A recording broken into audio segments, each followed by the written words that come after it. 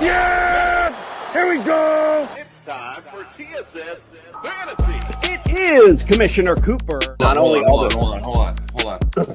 That's a big balls move. Do you want your title? Happy Sunday. Happy early morning trash football game. Yes! We're back, baby!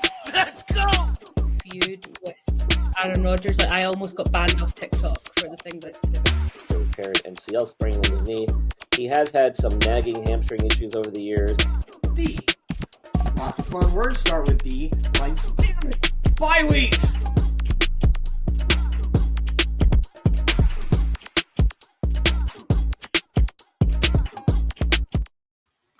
That's right, ladies and gentlemen. It is Commissioner Cooper, and it's time for TSS Fantasy. Yeah.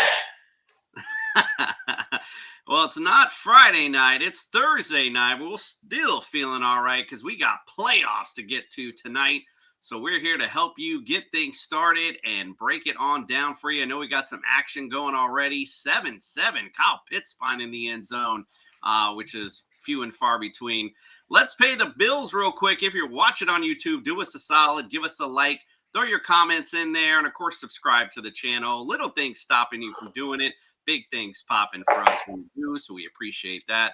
Also, if you are playing some daily fantasy, go to the Fast Trap app and use the promo code TSS. We'll double that deposit up to $50. So make sure you do that and get paid. On Sunday, we'll give you some ultimate DFS lineups to play, so that'll be good for your wallet as well. And then if you're looking for some championship bling, because we're about to get a fantasy champion, look no further than Pro-Am Belts. Let's get the introduction started. Welcome to the studio, Justin Jesus Herrera. Yeah, so it's playoffs time, and it's time to get those strong drinks going for Christmas. You guys were talking about coquitos, and it kind of reminded me of like putting eggnog and rum and experimenting with eggnog and whiskey and all that stuff, getting the seasonal stuff going. But yeah, you need to pour yourself a seasonal drink because I don't know where you're at. If it's cold here, it's about to be snowy on Sunday, so good day to just tune into TSS Fantasy and tune into regular NFL all day long. Indeed. While we were up in New York, we went to some little Christmas thing. I don't know what the hell it was, but they were serving this. I forgot what they called it, but it was like fancy hot chocolate. But it was another word they used, and they had bourbon in the hot chocolate. I've never done that. I've never drank that before, but it was actually really damn good. So just to throw some other Christmas drinks in mind, not too shabby. All right, well, we got some injury news to get started with, so let's bring our boy Brian Scott from the Injured List podcast in. It's time to get your latest NFL injury updates with Brian from the Injured List podcast. The doctor is in.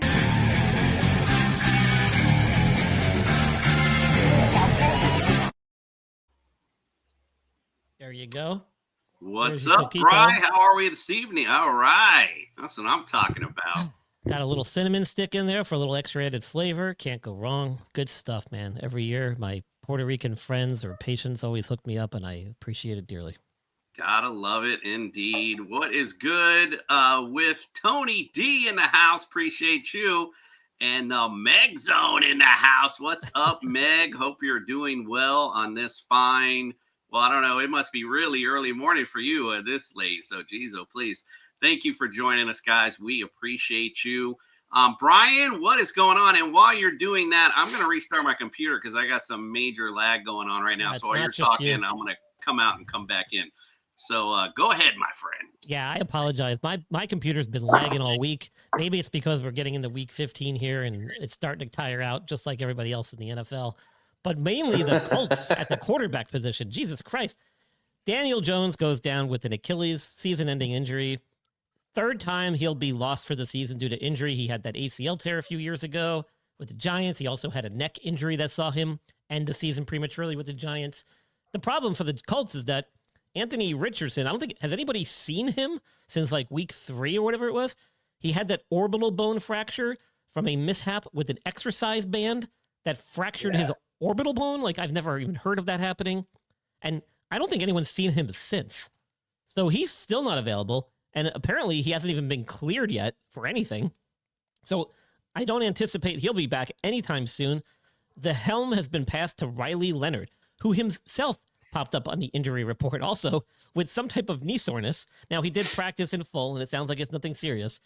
But this has forced the Colts to now dig deep into the barrel of retired players and pulled up Phillip Rivers, who was about to be nominated on the list of Hall of Fame inductees, possibly at the age of 44. So now he's going to literally have to suspend that for 5 more years, right? Is that right, Justin? And he's been participating in the practice. Now, if you want to talk about a guy who's ripe for an Achilles injury, there's your man right there. 44 years old, stepping back on the NFL field after not having done anything for a couple of years since like 2022 or 21 or whatever. Good luck. That's all I can say. Homie just became a granddad too. Imagine you're trying to run around with your little grandson at 1 year old, and you're like, "Oh, sorry, boy. Your granddaddy just got his ass kicked on Sunday and tore his ACL or whatever." You know, it's just I feel for him. I feel for him because like I love the excitement of coming back, but at the same time, Phillip Rivers, 5 years ago you weren't doing good. What makes you think 5 years later you're going to be doing that much better? Like. It just has all the makings of a disaster waiting to happen. So hopefully it doesn't. But man, I don't know what they're thinking. I guess this is what panic mode truly looks like. Moving along, we got Jaden Daniels left the game this past weekend after kind of re-aggravating that elbow. Now, by all reports, he didn't re-dislocate it. It just sounds like he bumped it up and it got sore, and it's going to be like that for the rest of the season. So I don't know if we were even going to see him back at any point. They already ruled him out this Sunday. He's literally going to be game by game. I wouldn't be surprised if they hold him out for an extended period of time and don't risk further injury there. Brian, I got to ask you a quick question on that part. Yeah. Because I was thinking about this. Your season is lost. This is your franchise quarterback. Do doctors have any say as far as like, is it just passing along medical advice? But do they have any say as far as going like, hey, hello, this dude is going to be your future $100 million, maybe at that point, like, $300 to $400 million quarterback? Do you really want to risk RG3 in his ass over a season that's already lost? Like, what are these guys? Are they that desperate to put something on the field? Like, I don't know. I don't know either. All I can say is from a team physician standpoint, their job is not really to tell them whether it's in their best interest to play these guys. Their job is solely to look out for the individual athlete, their health, and their well-being. So if they feel that he's at risk, they would not clear him. They would tell the team he's not able to play. And if the team goes against that, they could potentially be in violation of NFL rules or contracts. So they're not going to risk that because they could get fined. They could potentially be fined heavily and penalized in some way, shape, or form, going against the medical advice of the team physician. And there's backing from the NFL Players Association on that kind of stuff too. So if things got a little rocky in that regard, the healthcare team can go right to the NFLPA and raise hell with the league if there's any issues about them overstepping their boundaries or disregarding medical advice. So this is usually what happens in this scenario is the doctors are basically saying, listen, he's cleared to play. Here's the risks. Here's the benefits. Here's what you should look out for. But with his injury, it's not unrealistic for him to be able to play and get back this quickly. It's not. We do it quite frequently. And in a sport where it's not his dominant arm, he doesn't throw with that arm. As long as he can protect himself from further injury, whether it be with a brace or without, medically speaking, he's cleared to play. So it then becomes the team's decision about whether they want to risk him going back out there, whether they think they need him or not. So it's, they're going to take the input from the medical team and do what's in their best interest, not necessarily what's in the player's best interest. But this is where the player also has to stand up for themselves. Sometimes their agent will get involved. And if they need to, the head athletic trainer, the head medical person who oversees everything medical related, who's usually one of the staff people on the organization, can have the final say. Now, you'll sometimes get pushback from coaches and some of the players themselves in some cases. But ultimately, you have to do what's best for the player and their overall health and longevity in the league. And if they're smart, that's what they'll be thinking going forward, even though that may not have been what they did this first time around. So it's a very complicated not so sometimes straightforward process, unfortunately, even though it probably should be. Now, going into more of a mess, I think the only other team that's probably in more of a mess than the Colts is the Jets at the quarterback position. You got Tyrod Taylor, who hasn't practiced this week yet after injuring his groin and coming out of the game. You got Justin Fields, who nobody's seen either, dealing with some type of mysterious knee issue after going 2-7 in the first 9 weeks. So they put in their rookie third-string quarterback now, and it looks like he's going to get the nod again this week. I don't anticipate Tyrod Taylor coming back this week. Maybe we'll see him in week 16. But, here's another team that basically is playing for nothing. Do you put your rookie out there and just let him do his thing and see what you got? Or do you put Tyrod Taylor in there? Because it doesn't look like Justin Fields coming back anytime soon. Nor do I think they even want him back. So, and I don't even necessarily know if it's because of the injury. I think it's just because of his poor performance. Geno Smith had a shoulder issue. It sounds like it just got kind of jammed up on him. It sounds like it's nothing serious. They did some testing. It was nothing major or structurally wrong there. I think he'll be working his way back into the game this weekend. He might have did some limited stuff at practice today. He should ramp up. At the running back position, Achane had some rib injuries. It sounds like there was no fractures, probably just some contusions or sprains. He looks like he's going to be good to go, though, this weekend. They're pretty optimistic he'll be available. Josh Jacobs has been dealing with some knee swelling. Apparently, this was an issue that he had earlier in the year, and I think maybe even in years past, where he just gets like swelling from time to time in his knee, but an MRI didn't show any major structural damage or injuries to the knee. However, in the past, he has missed some time because of this. So this is something to certainly keep an eye on. I don't think he practiced at all this week as of yet.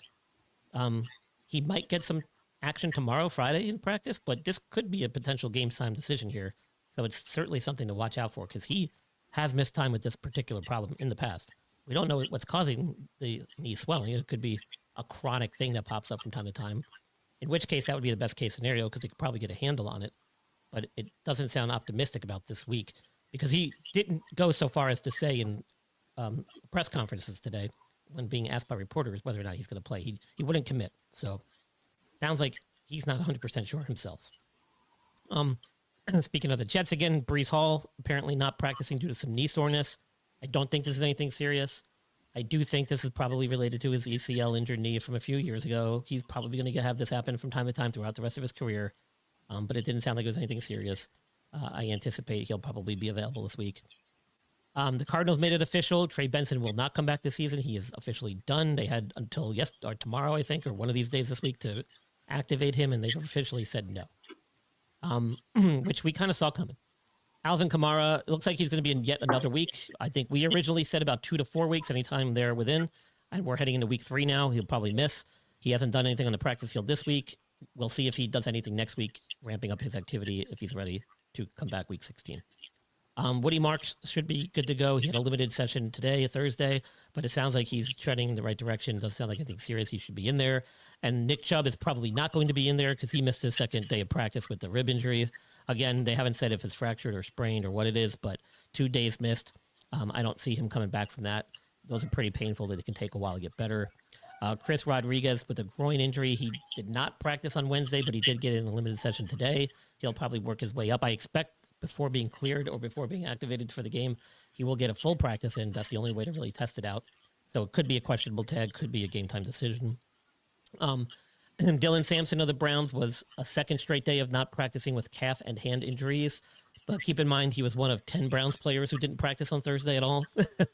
So the Browns, as a team, are taking a big hit there as they head into Chicago this weekend.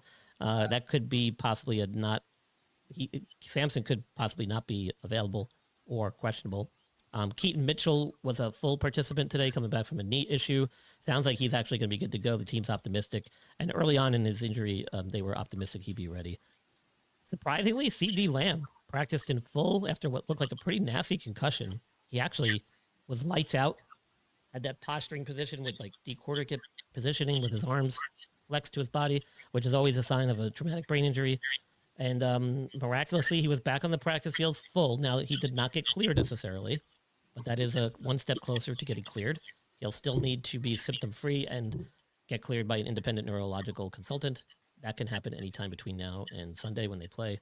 So something to look out there. Devontae Adams did not practice 2 days with his hamstring thing that crept up on him, but apparently was doing some light rehab work on the sideline. So it sounds like it's probably nothing serious. He had something similar earlier this year and did not miss any time. He's a veteran. He doesn't need much time to get better. I think he's just being cautionary here. So we should see him. T. Higgins, I don't think we're going to see him for at least another week. Probably came back too soon from that concussion he had in week 13 because he went right back into concussion protocol on Monday. Apparently, he may have hit his head again on the field late in the game this past weekend. That's concerning. Whenever you have repetitive head trauma like that, it's a cumulative effect on the brain, so it makes the possibility of a concussion moving forward much more likely, and the severity could be much worse. So if the Bengals are smart here, he will not be ready to go this week, which I don't see happening. He hasn't practiced yet. Or, I'm sorry, he was in a very limited, and I use that in quotation marks, very limited practice session today, so he probably didn't do much anyway. But I think it'd be foolish for them to risk it and throw him back out there this week. We'll see if he does anything next week. DK Metcalf was hospitalized with some stomach pain after the game this past weekend in Baltimore, but turns out everything checked out normal. He was released with the team and made it back home. Just more of a precautionary thing. I always think about Chris Sims and his ruptured spleen from several years ago when playing in Carolina, and he actually played through the game and then was found to have internal bleeding of his spleen and had to have emergent surgery and transfused blood. It was kind of scary. That's potentially serious. So it sounds like everything ruled out okay. And DK Metcalf, I think, was full practice today, so that's good. Roma Dunze, early reports when he first went down with his foot injury said stress fracture. That usually means automatically several week absence, but then he's been limited the last 2 days at practice. So maybe it's not as bad as we originally thought. Still not sure if he's going to be available this weekend, but certainly something to watch closely on a day-to-day basis here as we move closer to the weekend games. The Jets, I mean, Garrett Wilson's also apparently nowhere to be found. He's actually available now to open his 21-day window, and the Jets have not yet done that. He's been on IR since week 11, so 15 would be when they can activate his 21-day window. They haven't done it. We might not see him at all the rest of the way. That wouldn't surprise me, the way that their season's going. Marvin Harrison, apparently this heel injury that he has now may be worse than we initially thought.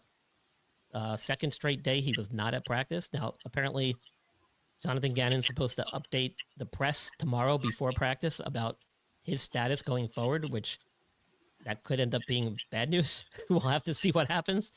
Doesn't look like he's going to be out there this week, at least. Could potentially be longer. We'll have to see what he says. Matthew Golden with this wrist, he was limited with this nagging wrist injury that he's been dealing with since week 12. He missed a couple of games because of it, and then got in the game this weekend for 5 snaps. I think they threw the ball to him once, and he had no catches. So I'm not sure what to expect out of him this weekend. Probably not much, even if he does play. But he's still carrying that injury with him, and it seems to be affecting him. Parker Washington, limited practice on Thursday after missing the game this past weekend with a hip injury. So it sounds like he's working his way back. I'm not sure if he'll be ready. Terrible injury for Zach Ertz. It looked really nasty. Turns out it was, in fact, an ACL. Luckily for him, his foot was not planted when the injury happened, so I think that spared him a multi-ligament injury. However, at the age of 35 and having played 15 years in the league, this potentially could be career-ending. When you also consider that it's now week 16 that this happened, that almost eliminates all of next year. So now you're looking at possibly returning maybe for a few games next season, if at all, and then not until a full season for 27, 28. That's a long time away, man. And at his age, you have to wonder if it's even worth it anymore. Hopefully he doesn't make a decision right away. I think he'll probably take many months of rehab before he decides whether or not he's going to do it. But a devastating injury at a pretty critical point in one's career. You don't want to go out like that. Unfortunately, he possibly could. David Njoku, no practices so far this week. That's not good news. He's dealing with some type of knee issue. He's a pretty tough guy. Usually if he can go, he'll go. So the fact that he hasn't practiced 2 times this week is concerning and possibly means he's not going to be available this weekend. Jake Ferguson popped up on the injury report with the calf injury. Did a little bit of light work on Wednesday, but so did the rest of the team. I'm not sure if that means anything, and then didn't practice at all on Thursday. So that tells me that he's probably not going to be available this weekend. If he doesn't do anything on Friday, it's pretty much guaranteed. And then Theo Johnson, some reports had him listed with a toe injury, but it sounds like it's nothing serious. He's not even carrying an injury tag into the weekend and did practice limited today, but they had the bye week last week, so he should be good to go. And that's it. That's all the ones I've got on my list for weeks. I did hear today that Christian McCaffrey was limited due to an illness. I don't know if you had mentioned that earlier, but that's probably like some flu thing. No big deal. As you know, Coop, vaginitis can creep up when you least expect it. So you can't always prepare for these things. Sometimes they just happen. You have to just kind of go with it. But that usually clears up pretty quick with a little bit of cream and some ointment. So heard that. I think he'll be back. TJ Watt, I saw. Is it TJ? Whatever. The brother on the Steelers. That guy. I also saw a weird thing pop up when I was checking my fantasy stuff today that he actually had to be admitted to the hospital after being at practice and having some trouble breathing. So there's something going on with his lungs or something like that. So his status is questionable right now. So just want to throw that out there too. Yeah, you have to wonder if maybe he's got some like upper respiratory thing going on, or possibly maybe a history of asthma that might have flared up or something. This time of year, a lot of people with asthma struggle. Yeah, with the cold temperatures, 100%. The dry air, no humidity. Oh yeah, I struggle all the freaking time with winters over here. It's just I've had asthma my entire life. It's just one of those things that summertime is all the pollen, wintertime is just the dense air. So Yep, that's a very common problem for asthmatics. So you have to wonder if maybe that's what it is, or maybe he's got some upper respiratory thing. There's a lot of upper respiratory infections that go around this time of year as well. People being confined indoors because of cold weather, a lot of stuff gets transmitted. So it's not unusual. Go follow Brian at the Injured List podcast everywhere on social media. And also you can find him right here on That Sports Podcast Network. Does a lot of great injury stuff and great interviews as well. So make sure you check that out. And you can see him on Sunday mornings with us when you wake up with TSS Fantasy. Well, not this Sunday, unfortunately. I'll be gone. I'll be traveling, heading out of town for vacation for the next 2 weeks. This is pretty much it for my season, really, until we get to the Super Bowl. Unless you guys need me for the playoffs, of course I'll be around. But big show for the Super Bowl. I do it every year, so pay attention as we get closer to the Super Bowl. I'll be back for New Year's, and then we'll be, I'll be around. But then happy holidays, Brian. As far as fantasy goes, this is pretty much it for me, and most of you too. I'm assuming. Yeah, well, if you're not watching tonight, you're probably not in the playoffs. So that's probably what it is. But yeah. All right, Brian. Well, we appreciate you. Happy holidays to you, my friend. And we'll see you probably, on the new year, I guess. That's right. Cheers, guys. Happy New Year. Happy holidays. All right. We'll see him out with our friends from NeuroGuard Plus. Thanks, Brian. Dr. Michael Hutchison has harnessed the latest in neuromuscular dentistry and impact technology to develop a mouthguard that does more than protect. It enhances. NeuroGuard Plus isn't just a mouthguard. By focusing on the jaw's physiological position, it provides an added layer of neuroprotection, significantly reducing the risk of sports-related neurological injuries. All athletes should be using a custom mouthguard designed to their bite position. NeuroGuard Plus was created as a means to maintain your physiological jaw position regardless of your bite. The appliance is designed to optimize your upper-lower jaw relationship to improve your strength, your balance, your oxygen intake, and drastically lower your chance of a concussion. Independent studies have shown that the NeuroGuard Plus will provide you with improvement to both upper and lower body strength. The same improvements were not present with a common mouthguard. Over 6,500 athletes have used the NeuroGuard Plus.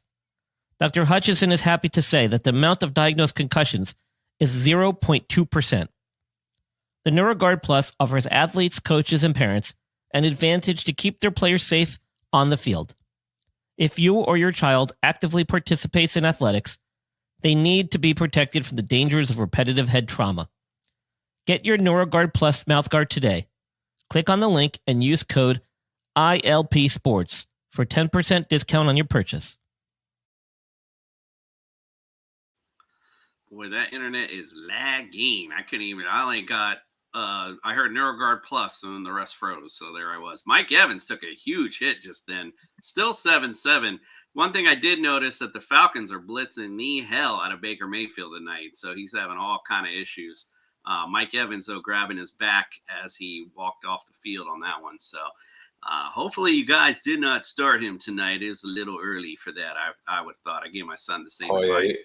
You got to wait. You got to wait and see what he's going to bring to the table. Because even early on, he wasn't looking like the Mike Evans of old. But, yeah, I mean, I just nabbed him from the waivers a week ago in our league, and I'm okay sitting him until next week. Well, yeah, you don't have to play this week, so a couple of us don't actually have to play this week. Yeah, all right. The host of TSS. Perks of being on the bye. Get your bye weeks in, dog. Always get your bye weeks. Yes, sir. Yes, sir. Sit and chill and wait. That's it. And plus, you got we had 2 weeks to prepare for our game. So I was already looking ahead, like, hey, who's starting that week and who's not. All right. Well, we got a whole playoff week to break down. Let's get it. It's time to get your lineup set with TSS Fantasy's Friday Night Breakdown. Breakdown. Bring it on down. Breakdown. Bring it on down. Bring it on down.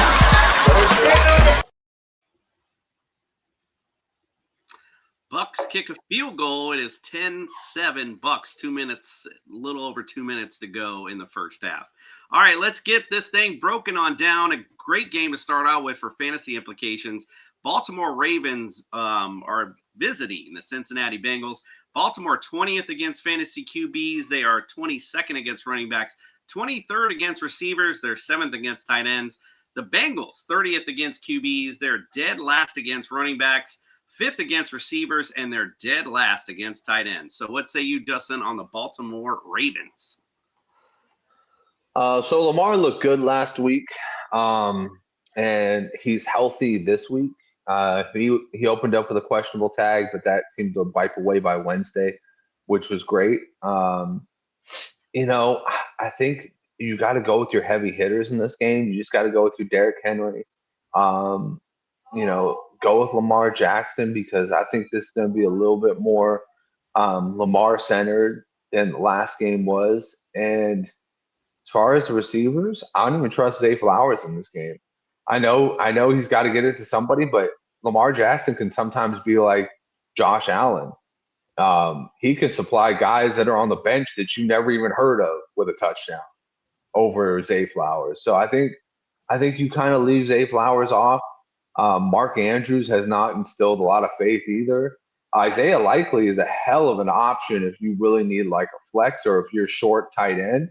He seems to have gotten on Lamar's good graces, and NFL, that should have been a touchdown. Like, nobody here is thinking that shouldn't have been a touchdown. He put 3 steps in before he lost that ball. Everybody fucking saw it. Everybody knows it. That was bullshit. But anyways, I think that those 3 guys are the best options: Lamar, Derrick Henry, and Isaiah Likely. So this is pretty simple, because you're definitely, Joe Burrow to me in this matchup. He's a top 12 QB this week. Jamar Chase with no T. Higgins should shine this week as well. I would mention Oshivas, but the other guy I'm really going to mention is Mike Gesicki. When Joe Burrow's in this lineup, he gets that ball to Mike Gesicki, I have to say. So he's kind of pulled up to me as far as, and again, this is the playoffs, so you don't want to mess around too much. But if you got some guy you're not certain about, Mike Gesicki is a great option, especially with Joe Burrow in this lineup. So, he's moved up to that, almost out of that first tier for me. So I like that. And, again, Oshivas, everyone picked him up when Jamar was out, thinking, he would, and he did okay.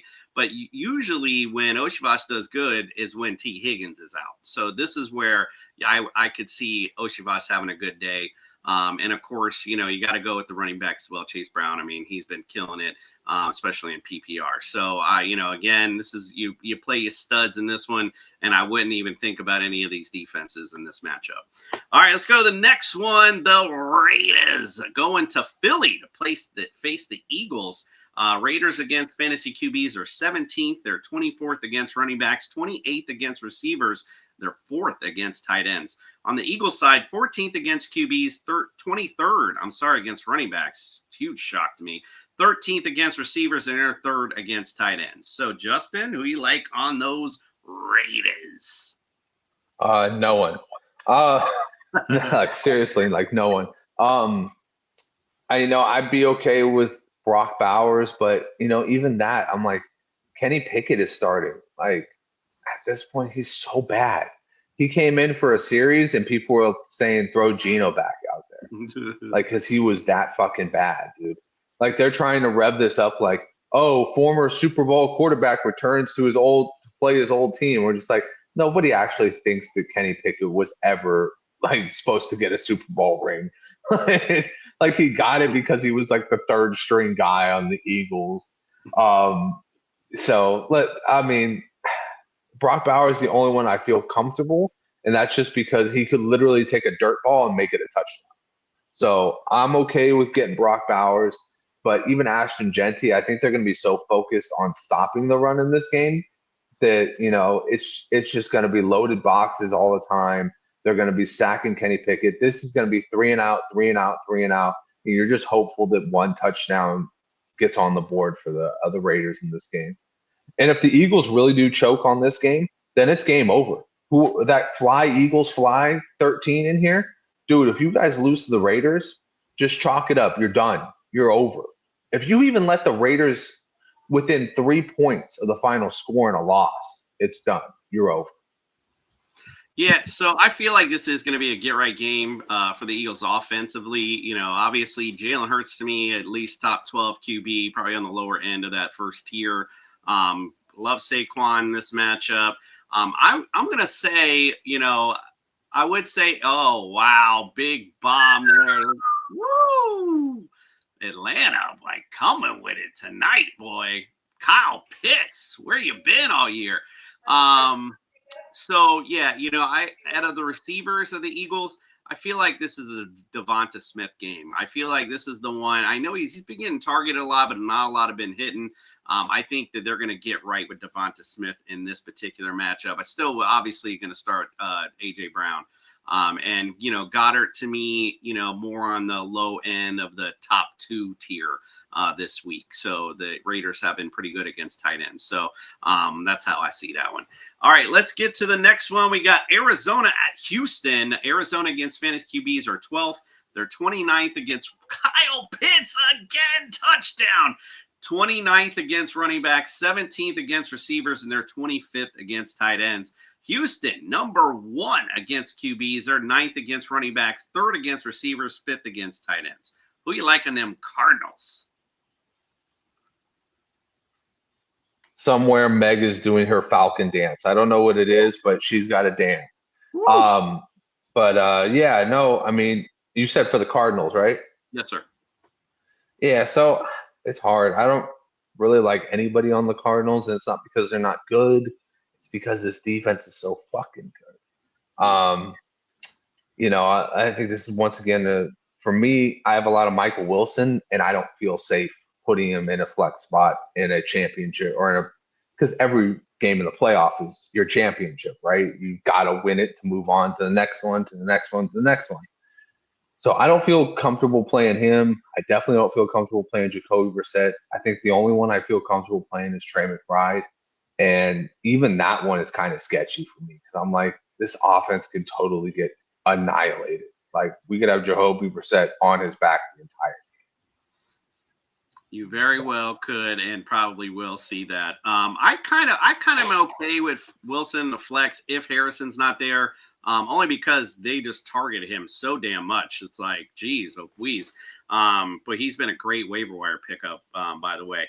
As far as Houston is concerned, this is, to me, the Woody Marks game. Arizona not really good against running backs this season. And as you mentioned, we'll probably see Jacoby Brissett on his back a lot in this particular matchup, which game script tells me they're going to be running the football a lot. Houston is anyway, especially as they get up. So I like Woody Marks a lot, really, in this particular matchup. Nico Collins starting to come back up a little bit. So, he's more still, to me, like in the flex range still hasn't really earned those stripes. You know, and I'm not really touching CJ Stroud in this in the playoffs, as you mentioned. You got to get to the next game. So, all right, let's get to the next one. The Chargers are visiting the Kansas City Chiefs. Chargers against QBs are 2nd, 13th against running backs, 2nd against receivers, 8th against tight ends. The Chiefs are 15th against QBs, 6th against running backs, 15th against receivers, 6th against tight ends. What say you about the LA Chargers? Yeah, so I'm gonna go. I like Omer and Hampton, Justin Herbert, Ladidi McConkey could be a good one in this one. I mean, he's kind of showed up, he kind of hasn't. As far as like wide receivers go for this team, it's really tough because Keenan Allen shows up as a receiver in the PPR stats. Quentin Johnston can get you a touchdown.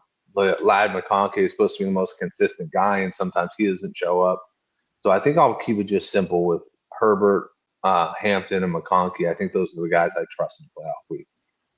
So on the Chiefs, I'm going to be real. I don't trust anyone, quite frankly. I mean, Rashee Rice, yes. I mean, obviously, I don't really trust Kelsey all that much. Pacheco, Hunt, who's it going to be? Mahomes is okay. You know, he's probably a little bit outside the top 12, somewhere in there. But, you know, there's nothing on the Chiefs right now that I can really fully trust. Really, quite frankly, that offense is really struggling. I do remember, though, ironically, we went up to Philly for the home opener, and these two teams were playing the Sunday night game, if I remember right, because I remember being at the bar pretty late and watching it. The Chargers looked like they were going to, like, take the game away, and then the Chiefs suddenly came back on them. So, you know, what I'm looking at here as far as fantasy concerned is really Rashee Rice on the Chiefs. I don't really trust anything else, quite honestly. And I think the Chargers are going to go into KC and win this thing, quite frankly. So it's just my personal opinion. And ironically enough, they're playing again, and we're going to Philly this weekend. Did he pick? No. Nah, I didn't get it. All right, let's go to the next one. Bills at the Patriots. Bills against fantasy QBs are 5th, 26th against running backs, 14th against receivers, number 1 against tight ends. Patriots, 16th against QBs. They're 3rd against running backs, 16th against receivers, and 24th against tight ends. What say you about them Buffalo Bills? Yeah, so Bills it's a kind of an easier one. Of course, you're playing Josh Allen. Of course, you're playing James Cook. I like Dalton Kincaid in this matchup. It's a very juicy matchup for the tight end position. And, you know, coming back, he's looking good. It looks like they gave him the right amount of time to get right. And I think that this is a game where they've got to get it. And I'm going to say this. I think Buffalo is going to force some turnovers from current MVP Drake May. I think that Buffalo defense is going to be okay start this week. This just seems like one of those games Buffalo goes, okay, if we really want to like make that playoff run without Patrick Mahomes in there, we got to show we can get past these guys, because this could very well be a playoff game too. You know what I mean? You don't go into the playoffs down 0-2 to the young kid who's never played a playoff game, who doesn't know any better, who doesn't fear you anymore. You instill that fear right back in him. You go, hey, no, we're still Buffalo. We're still Josh Allen. This is still my league. This is still my AFC. You got to go through me, son. So I think that's what they do today or on Sunday. Big play by Mike Evans gets the Bucs in field goal range before the end of the first half, still 14-10. You got to love the ramping up the targets to Mike Evans. I think that's his 5th target of the game. And you got to love that. If you have Mike Evans going in the playoffs, you got to love that. Absolutely, 100%. Yeah, anyway, let's get back to the breaking on down. The Jets at the Jets. Oh, I'm sorry. I got to talk about New England. You didn't do the Patriots. Yeah, my man. TreVeyon Henderson. Yes, I'm in it. Bills, yes, I agree with you. In fact, I think the Bills, I totally agree with everything you said. I think the Bills do come out and shine in this matchup. However, TreVeyon Henderson, man, he's exciting. And the fact of the matter is the Bills have proven they have not been able to stop anyone on the ground. So I think what you're talking about is correct. We will see the Buffalo defense do well, but I think we'll see some big plays out of TreVeyon Henderson. Stephon Diggs did okay last time. It was almost like a revenge factor game for him. He may be a flex-worthy guy, but I don't trust any of the receivers because they are very Drake May does a good job distributing the ball. There's nobody really he mainly targets a lot. So really, it's just Travion Henderson for me on the Patriots side. And I agree with you. I think the Bills come out and shine in this one. All right, now we'll get to the next one. The Jets at the Jags against fantasy QBs. The Jets are 19th, 30th against running backs, 10th against receivers, 13th against tight ends. Jacksonville's 23rd against QBs, 5th against running backs, 19th against receivers, and 29th against tight ends. So anything good to say about the Jets? They have a phenomenal kick and punt return unit. Yep. And that's about it. And so I was looking up right now, and I think that they are tied with the league with the most special teams touchdowns as far as like returns go. I think they have 2, and they should have had 1 last week too. But yeah, so I mean, if special teams was a thing and it wasn't attached to the defense, it's going to give up like 40 points. I'd say play them. But since I'm not going to do that because you want to trust me with your information, I'm going to say if you have a Jet, I drop them. Just drop them. Just do yourself a favor. Don't go through the hell of overthinking it. Just say, you know what? You're not a playoff team. You're going to be a top 5 draft pick, if not the top pick. Just drop them. Just do what the Jets do. Give up on the season because that's pretty much what they've done. You don't give up on the season. You just drop your players. Don't give up on the season just yet. I meant as far as them is concerned, as far as the Jets are concerned. It's funny because we were at the game last week, obviously up in New York. 2 funny things. One, that's all I was yelling to Fred and the rest of the crowd is like, that's all you got is special teams. And then the funniest thing, though, was, of course, as we walked in, Fred says, well, it's going to be 28-0 Jets by third quarter, so we'll be getting that Uber early. So, of course, the entire game, all you can hear from our section is, call the Uber, Fred! Call the Uber! Fucking guy. All right, Jacksonville, about to bring some pain this week. Travis Etienne Jr., I like a lot. Bashal Tootin had a couple of fumble issues last week, so he got an uptick in carries, and against his defense, if you're getting the uptick in carries, I mean, look what Devon Achane did. I think it was the second quarter that he went out, and he was already killing it for this week. So, like I said, Travis Etienne Jr. is a great play this week. I don't know who to tell you on the receivers. Brian Thomas Jr. actually looked like he starting to come up a little bit again, so maybe he could be a flex-worthy option for you this week. And Trevor Lawrence, mid-tier guy. If I have a better option, I'm going to go there. But, I mean, this is an easy matchup. But the biggest smash in this matchup is definitely the Jacksonville defense. Go ahead and put them in. Hope you picked them up and get them in your lineup this week. All right, let's go Commanders at Giants. Commanders 29th against QBs, 27th against running backs, 24th against receivers. They're 28th against tight ends. A lot of double digits in the 20s on that side. But it don't get any better on the Giants. They're 31st against QBs, 31st against running backs, 30th against receivers. They are 9th against tight ends, so there is a bright spot. But what do you think about the Commanders?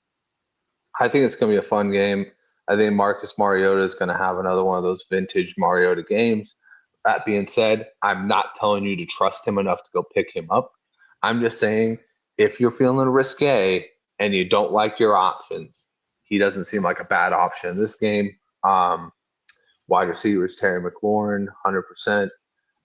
The running back, I think it's going to be Krosky Merritt if Rodriguez isn't able to suit up.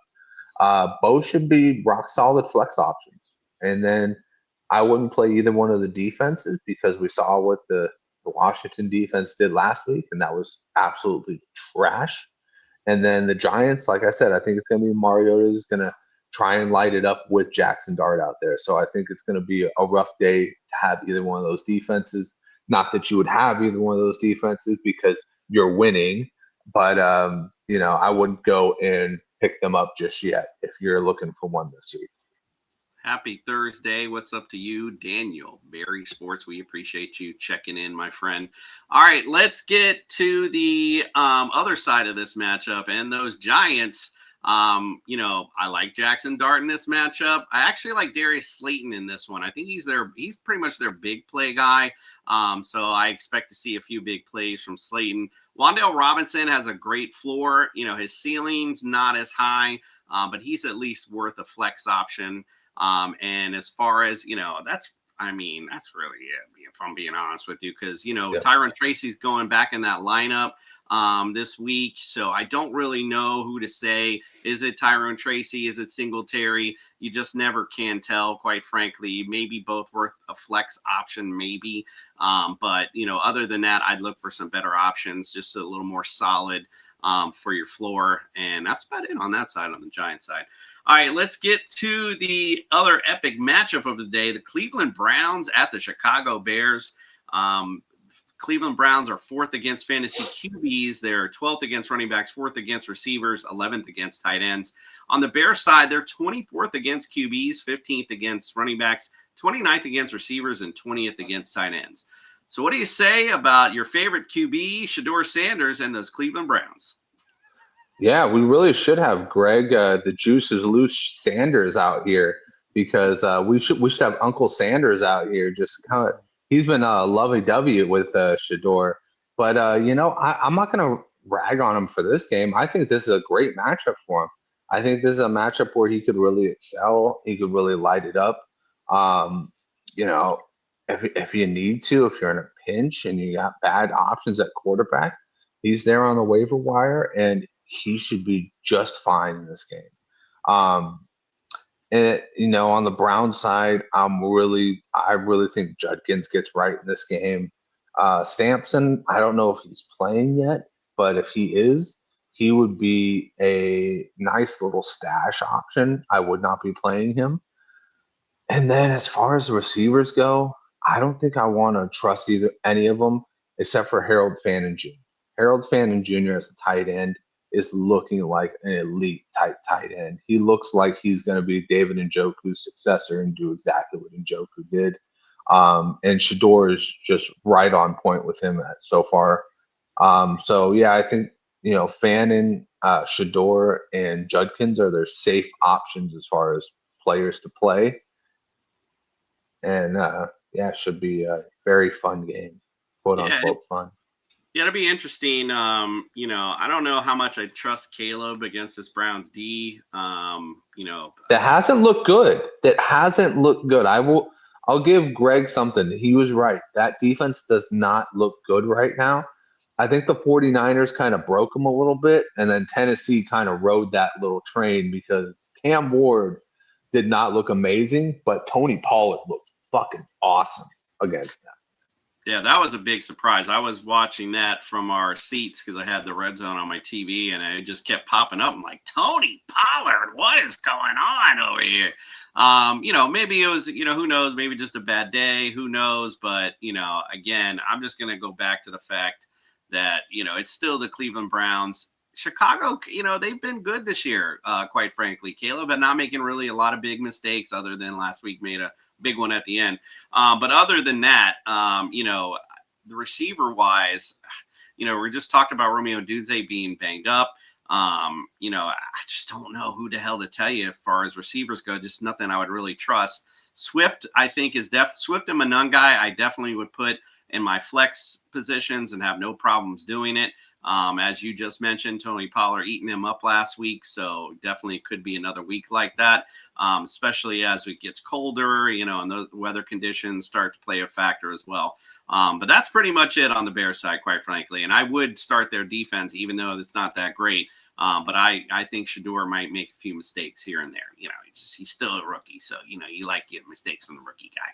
All right, we're gonna get to our 4 o'clock games. Before we do, we're gonna hear from Meg, who wants to talk about the player she is not gonna let in her Meg zone this week. Let's check it out. Yeah, baby, I'm in some Meg zone today. Security. Hi guys, welcome back to the Meg Zone, my exclusive club where only the best fantasy football players make it through the door each week. Everyone else gets stopped before they even make it in. So first up this week, my first stoppage is going to be Terry McLaurin Security. over in Washington. They face the Giants this week, and that G-Men defense is not being spoken about enough. They are incredible, and I would just be saying, be very careful of putting any Commanders players in your daily fantasy this week. Next up, I'm going to talk about Bo Nix. Now, I love Bo Nix, and I love what Denver are doing. However, Micah Parsons, that's all I want to say on that. Micah Parsons is a force to be reckoned with, and I would say it is risky business taking Bo Nix at QB this week, purely because of that defense. So be careful if you are taking Broncos quarterback or any Broncos offensive player this week against Micah Parsons. Finally, and one that might surprise you, Justin Jefferson. Security. JJ is so inconsistent. We saw them shut out the Commanders last week, but the Commanders weren't the full steam Commanders that we're used to. And I am concerned that JJ McCarthy is not going to be making the targets that we think he's going to make, and especially for that Justin Jefferson expectation that we all had at the start of the season for the numbers he was going to put up. So I'm avoiding Justin Jefferson this week. I've been burned too many times this season, and I just am not willing to take the risk again. So Justin Jefferson, sorry buddy, you ain't making it in the Meg Zone this week. If you would like more hints, tips, tricks and advice, then catch us on Sunday with Wake Up With Football on TSS Fantasy. And you can catch me on all of my socials at Ballers_Meg across TikTok and Instagram for more updates as the weeks go on. And I will see you next week for the Meg Zone. Security. Alrighty, sorry I had to watch that on my phone since I didn't know when the hell it was coming off. All right, next Thursday night is show the ad Rams Seahawks. Ooh wee, that's gonna be a good one. All right, let's get things started with the 4 o'clockers with Carolina at the Saints. Carolina against QBs are 8th or 25th against running backs, 7th against receivers, 23rd against tight ends. On the Saints side, they're 11th against QBs, 18th against running backs, 11th against receivers, and 12th against tight ends. What do you say about those Panthers? Yeah, I mean this is a really interesting matchup, especially off of last week's Saints beating on the Buccaneers.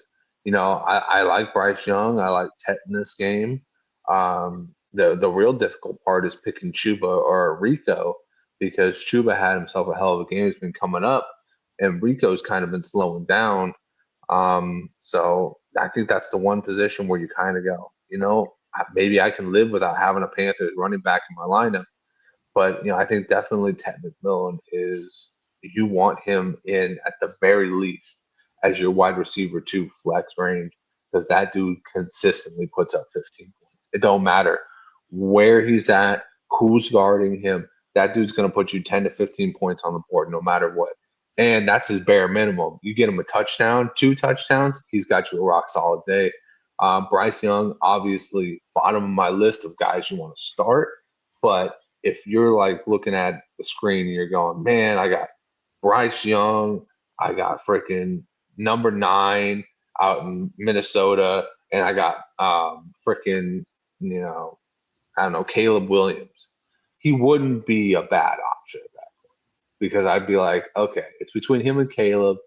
And, Caleb, like you said, has been a little bit shaky as far as fantasy points. But Bryce, when he hits, boy, does he hit. He goes for these 25-point games, and you go, whoa. Like, maybe you are tall enough to be in the NFL. Maybe you can ride this ride.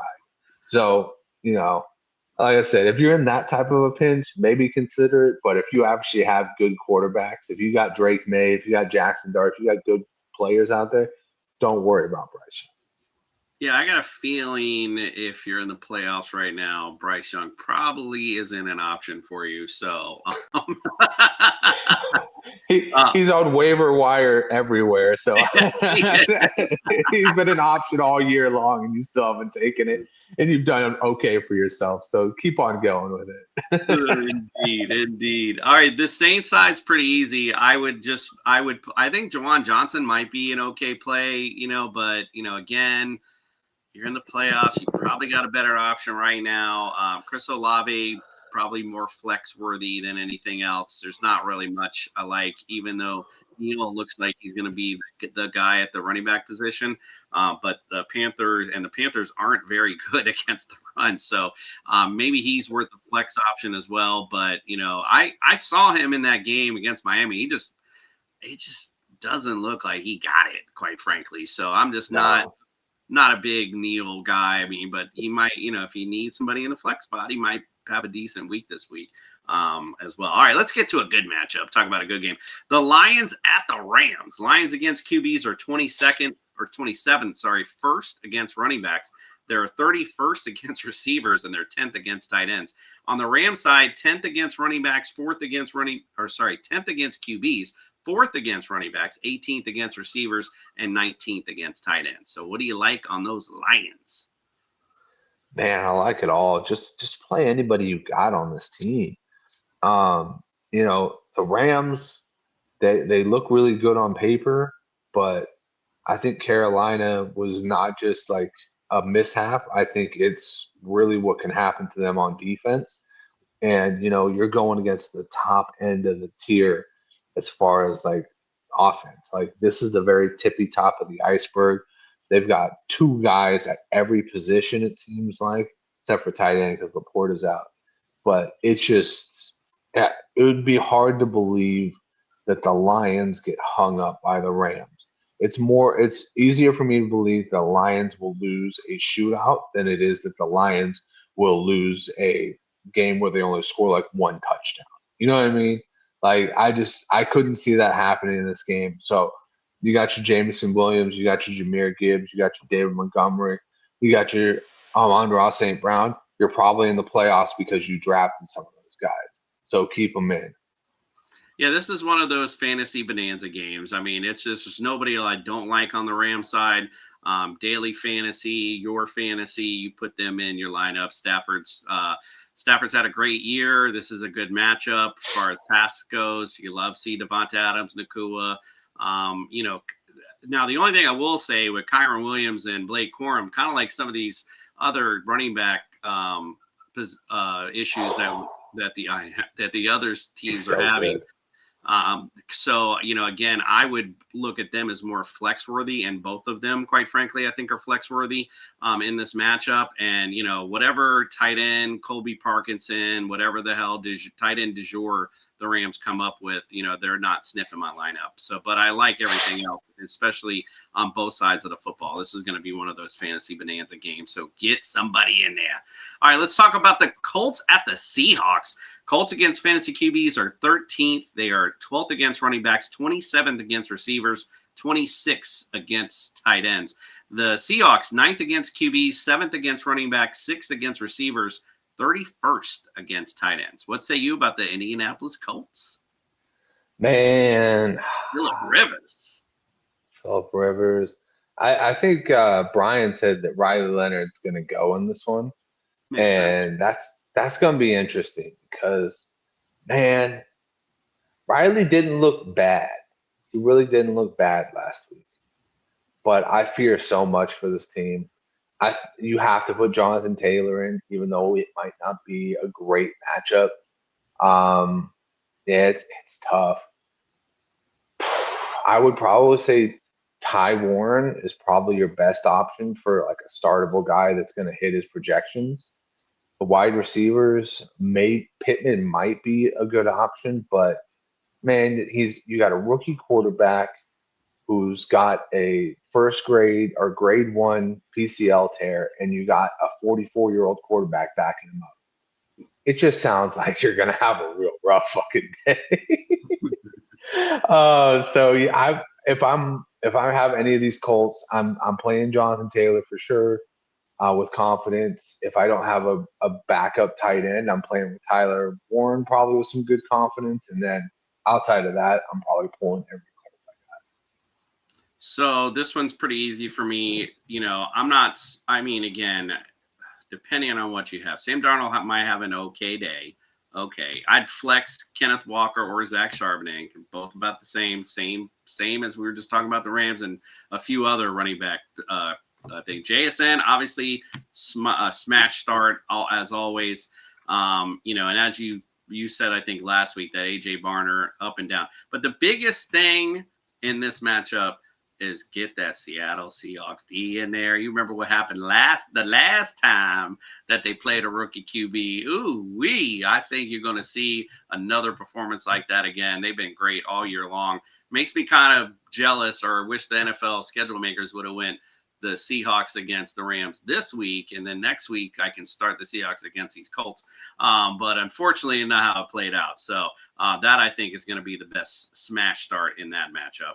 Let's go to Green Bay at Denver. Green Bay against fantasy QBs are 7th, 10th against running backs, 12th against receivers, 17th against tight ends. Denver 6th against running backs, 2nd against receivers. They're 2nd against running backs, 8th against receivers, 21st against tight ends. What say you about the Packers? Love this matchup for Jordan Love. If Josh Jacobs plays, you got to play him. Christian Watson has just been on a heater, man. He is looking like that number one that we always thought he could be. And as far as like all the other, I thought Wicks was going to be a thing. Look, turns out he only shows up for holidays where you can eat. That's the only time he eats is on Thanksgiving. Romeo Dobbs has been absolutely like regressed back to what he was before. And, the tight end, Luke Musgrave, has not shown up. We're starting to realize Tucker Kraft's going to get a contract because it's not just, the system. Luke Musgrave is not showing up. Like, he's supposed to be the faster one. He's supposed to be more like a slot receiver. Yeah, I guess call bullshit on that one because he has not looked good at all. But yeah, it's going to be a super interesting game. And you know what? I would put some money on the Packers getting the Bo Nix a couple times, maybe even forcing a fumble. Bo's been a little bit risque with the ball this year, and he's had some turnovers. So I would not be surprised if Micah Parsons treats him like a rag doll for at least the first 3 quarters. Then Bo turns on. Yeah, but there's some reason this Broncos offense just seems to turn on one quarter left. So, but Bo Nix definitely not somebody I'm looking to start this week. Quite frankly, on the Broncos side, there's not much like I'm confident in. Anything else is really a flex option. RJ Harvey, I'd throw in my flex. Same with Sutton. Those are flex guys to me. That's just where they're at. And Bo Nix, like I said, this week, this is kind of, I feel like a good defensive matchup and not good for us fantasy players. So if you got guys in those positions, I'd kind of stay away, quite frankly, is what I would look at.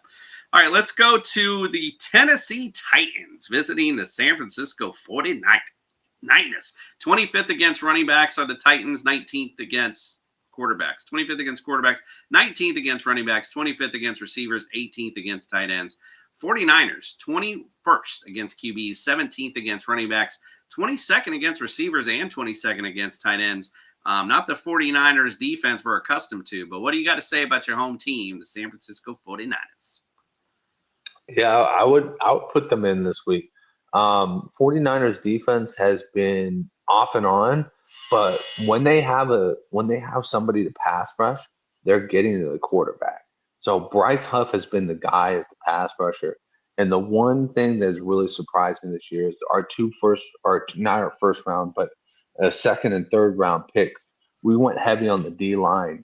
Alfred Collins and CJ West have been absolute monsters up the middle, really getting us back to that stage where we had an interior line to stop the run. And it's been money for us as far as getting teams off the field in 3 and outs. Now, this is not a team that takes away the ball a lot. So if you have a better defense, I would put them in. But I wouldn't expect Tennessee to be scoring a lot of points in this game. As far as the offense goes, I think it's easy. The one-off caveat I'll throw out there is I feel confident starting Ricky Pearsall this week. I think Ricky's been kind of slowly integrating back into the offense. And usually when you have a high-value piece like him, Shanahan will take a bye week to scheme up plays specifically for him. So I would not be surprised if we come out of the bye week and he just lights it up, especially on like the first drive. Shanahan loves to knock it out of the ballpark on the first drive. If he's going to light somebody up, he's going to do it right then and there. He's going to give them like 2 or 3 passes right off the get-go. So look for Ricky Pearsall to be getting good. And then everybody else, you know the names. Play them. Tight ends, Pollard's a flex, and that's it. Let's go to the Vikings at the Cowboys. Vikings against fantasy QBs are third, 11th against running backs, number 1 still against receivers, 16th against tight ends. The Cowboys, dead last against QBs. They're 28th against running backs and dead last against receivers, 14th against tight ends. What say you about the Minnesota Vikings? Oh, shit. I mean, here's the thing. I want Justin Jefferson, not just for my fantasy team. I want Justin Jefferson to get it. Obviously, McCarthy showed up last week. I don't know if I'm trusting of that all too well, but it's also Dallas. Dallas's defense has been very, very weak this year.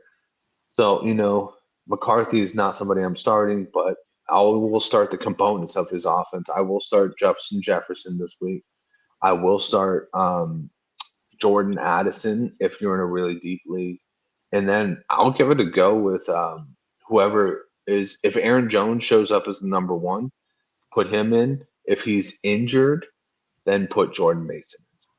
Yeah, Jordan Mason would be a good start this week if there's no Aaron Jones. On the Cowboys side, definitely going Dak. I don't see how the hell CeeDee Lamb makes it to this game. I mean, the way he looked, as Brian mentioned earlier, slamming the back of his head, this did not look good.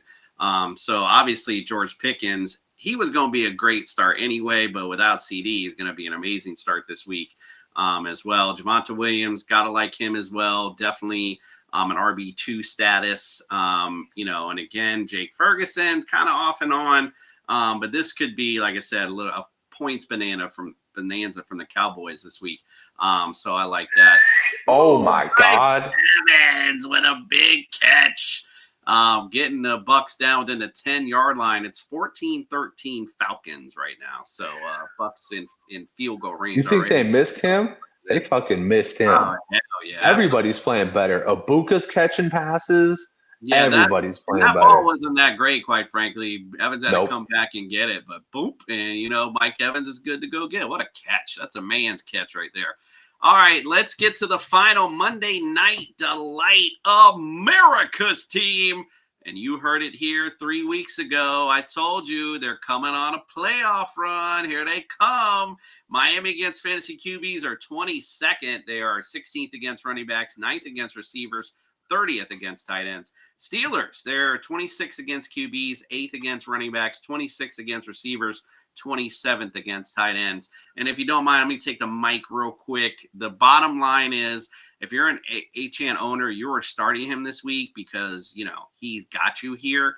But don't be surprised if he doesn't see the amount of carries that he normally sees because of the injury to the ribs.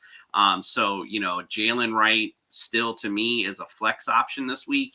And the Steelers all year have not been good against receivers. So I'm good with Jalen Waddle. He's a receiver too for me this week. Maybe we see Darren Waller. Maybe we don't. I don't know. This guy is like, whatever. But, I don't trust Tua a ton. Even in the Jets game, I still felt, he was missing things, especially when you're there, you can see it. Definitely missing some reads. So, I'm not huge Tua guy this week, but Jalen Waddle, I still think will shine this week. And like I said, it sucks for us HN owners, but I just wouldn't expect a ton out of him this week. But he did a lot with the limited carries with the Jets, so we'll see. And if TJ Watt's out, that makes it even more sweeter. All right, what do you think, Justin, about the Steelers?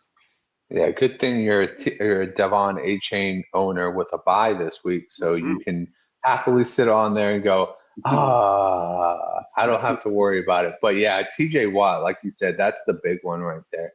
I think that, obviously they have to rely more on Alex Highsmith and the rest of this aging Pittsburgh Steelers defense. I actually might change my pick from the Steelers to the Dolphins if Watt is not able to go, because that changes everything.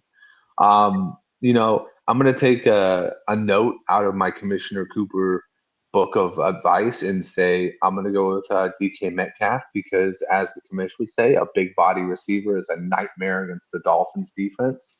That also being said, I love a good revenge narrative, and Jonnu Smith saying "fuck you," you shouldn't have traded me. No, he's been garbage anyways. But I think that he could definitely have a resurrection game. Once again, do not put anything on my word about a guy who is not on your team already. Don't do it. I'm just saying what I would possibly do if I had the options. And luckily, I draft tight end really well, so I don't need that option. But, it seems like he could have a big game in this one, or at least a touchdown maybe. And then Kenneth Gainwell and Jaylen Warren, I'm very happy starting Kenneth Gainwell. Very happy because they get him so involved in this offense as a pass catcher, as a runner, everything. He just looks so explosive in this offense. Jaylen Warren, on the other hand, he feels like a really solid flex. If you need that third running back, you drafted running back so well, I would go for that. That was a good move on them to get Gainwell and have Warren in there. But yeah, I mean, this should be another kind of like a slobber knocker of a game. I think it's going to be in the high 20s. I mean, these two teams are really just battling each other on offense and waiting for the defense. On defense, you're just waiting for the final whistle because you just want to get their guck out of there. Miami's D's really step up as of late, so it's going to be interesting to see, again, look at their opponents though. So, now finally starting somewhat decent. So we'll see how they look.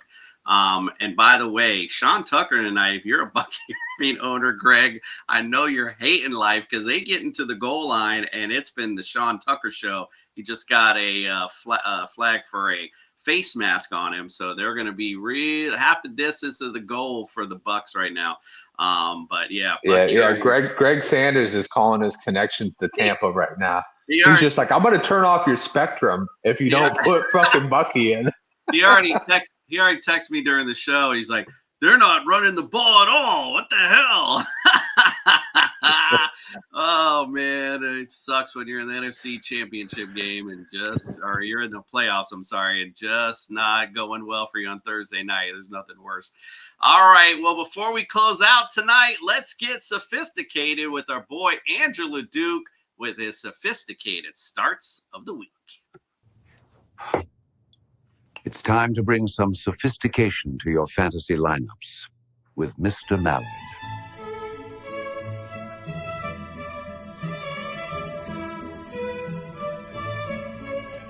Welcome into Sophistication Station. I am Andrew LeDuc, host of the Divis and Pivot Show, and let's get to our classy start. These playoffs are on the roll here and underway. Let's start off with Devon Achane. Stay thirsty, my friend. Devon Achane has now become one of the top running backs in the league. He's explosive. When he's healthy, he's explosive, and he's got a good matchup against Pittsburgh. I know Pittsburgh's defense has been up and down. It's been good, it's been bad, whatever.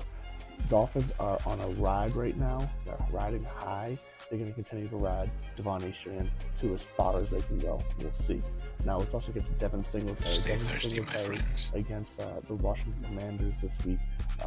That offense, he's looking good in it. I know Tyron Tracy is back, but let's be honest, Devin Singletary, I think looks better than Tracy does. So I like Devin Singletary to still get his and still get in the end zone this week as a sleeper start in the flex position.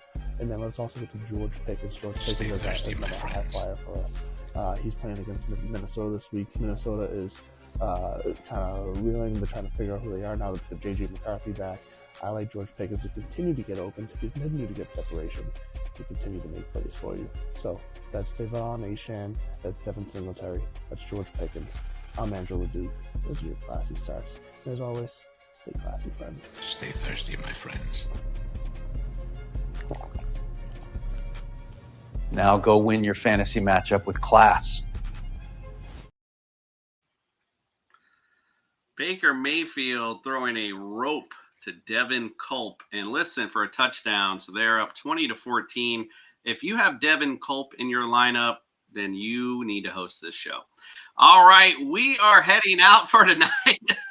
If you have Devin Culp on your dynasty team, you need to feed me some tips. For real. Jeez, oh please. I'm like, who? All right, don't forget to wake up with us on Sunday morning, 8 a.m. I'll be coming to you live from Philadelphia, Pennsylvania. So make sure you check us out on Sunday morning. Lots of good fun. We're going to give you some betting advice, our picks for the week, and some ultimate DFS lineups. And, of course, Fantasy Jesus and our Sunday morning cartoon. So make sure you check it out. All right, guys, well, we appreciate you joining us tonight. Send us any fantasy questions, of course, on any social media. And, of course, you can leave your comments in here. We'll be happy to answer them on Sunday morning for you as well. From us to you, we appreciate you. Good luck in the playoffs, and we are out.